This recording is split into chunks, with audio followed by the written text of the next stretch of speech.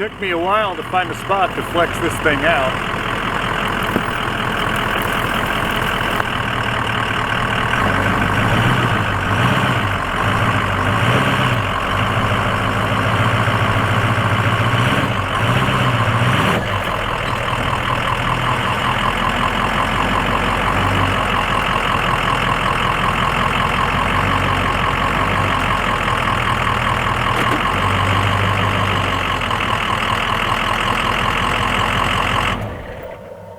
First of all, thank you so much for the love that everybody's given me on this thing. To me, it started out just as a truck and I just kept chipping away at it one thing at a time. Now, because there's so many things, I get so many questions about each little piece, it's hard to keep up. And as soon as you make a video, it's out of date. Anyway, thank you so much. If I don't address any of your questions, just let me know. Either on YouTube, leave a comment, or Instagram, or whatever. If you're looking for a quick answer to what's on this and how did I get it this way, it's a 05 to 08 coil swap, and Black Diamond Diesel did it for me. And what they did was they took basically the front end of a F-250 and took both sets down to the frame rail and then switched them. So drilled new holes where there was rivets, so it's all bolted, or it was all bolted. So when we were in Moab with the H1B locks, that's all it was. So I think it had spacers in the front to get it level. But other than that, at that time, it was totally factory suspension. Those H1B locks are 37. So the first thing we did was cut the wheel wells open so that you could turn the wheel without lifting it. And we rocked that package for about a year. It was basically the stock towing package on a factory truck. And then we started to go to all these events, where I finally got to see what was possible and what to realistically expect.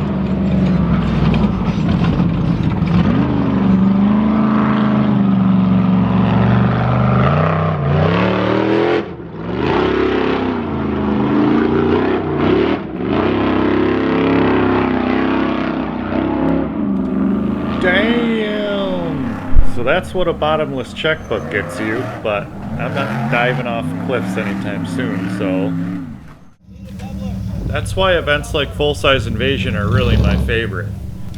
These are guys kind of just like you and me, except some of them really know what they're doing.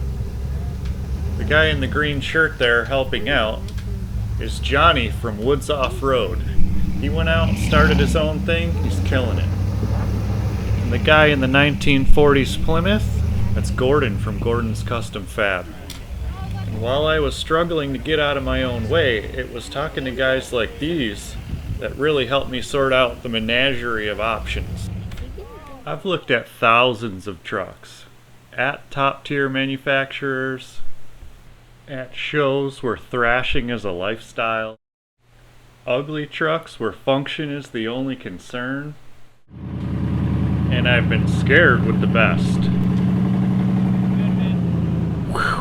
Just kidding.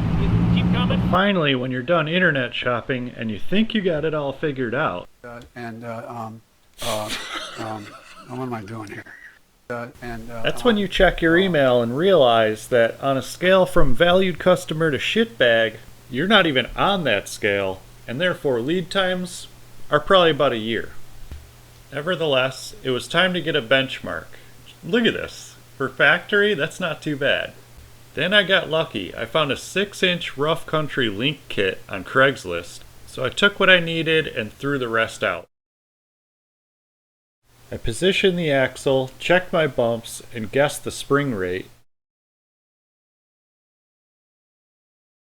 Then assessed how much room the coil buckets could go up. Made some new ones. Found some shocks based on the travel I want. Set them so that they bump out correctly. And then back to the forklift to compare.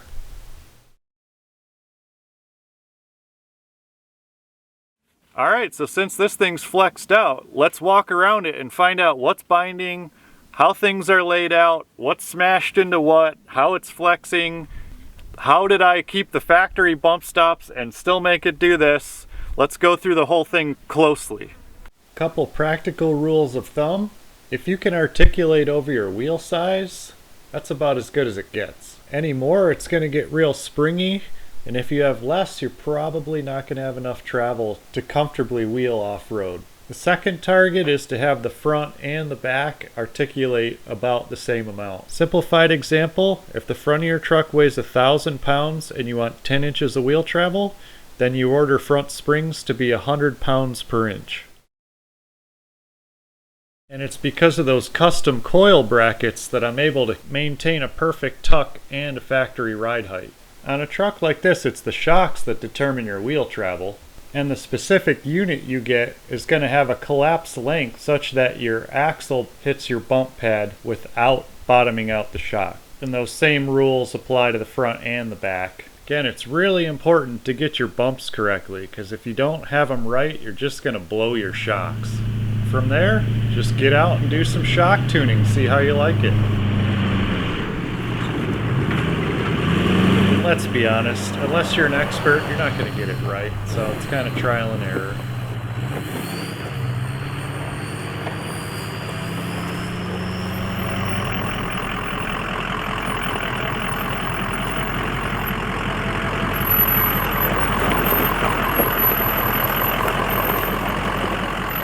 Let's talk about if I was starting from scratch, what would I do? Stop it! It's turning me on! Stop! Why are you looking at me, dude? Don't you realize who you're talking to?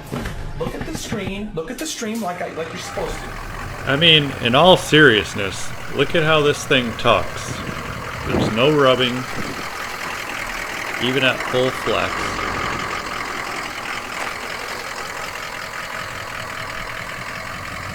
We could put the toys on the back or tow the camper.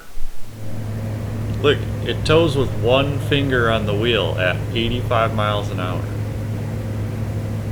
And then when you get to your destination, you unhook and climb up some of the craziest stuff that I've ever been on. Since putting this lift on, we have tens of thousands of miles on this truck. Most of it towing, but a lot of it off-road. It's got a tough life. Every time we start it, we're either dragging the camper up a cliff or rolling around in the dirt. It's been tested, and I'd say we nailed it. There's really not much I would change. One glaringly obvious improvement would be to get rid of this double stacked link mount here and start from scratch on that. The geometry's good, and to be honest, I prefer the poly bushings over Heims, but the brackets need to be boxed, they need to have wear washers, and the hardware needs to be shanked properly. You could tell when it's just not right because the axle starts wandering around and you got to get up under there and retorque everything, which really just means that you're wearing it out and crushing the sleeves. I'll also call out Ford on this one because the upper track bar mount has the same exact issue. And in my other video I talk about why this thing tows so well even though the links can be loose. And that's because I set them so that there's 12 degrees of caster. To be honest, I think that warrants a whole video in itself. It's the single best thing you can do to these trucks to get them to drive properly. Maybe not 12, but the spec is like 0 to 3. Go 6 at least. Anyways, do I recommend buying this kit for the F250 platform? Well, all that's left is the springs and the links. And unfortunately, Rough Country will only sell the springs if you buy the whole kit. So I think that option's out. But here's one I just got off the internet. And it looks like there's some really great components. but it also shows what the challenges are. And that is, if you don't move your spring mounts up, you're going to get 6 inches of lift and still not have any up travel. My best advice on shocks is to get out there and blow them. Start small and build your way up. You could buy 5 whole sets of Fox 2.0s for the price of 1 King triple bypass. As long as they're bumped and strapped correctly, I think you'll be surprised at what they'll take. We've been pretty merciless on these cheapies, and they're still going.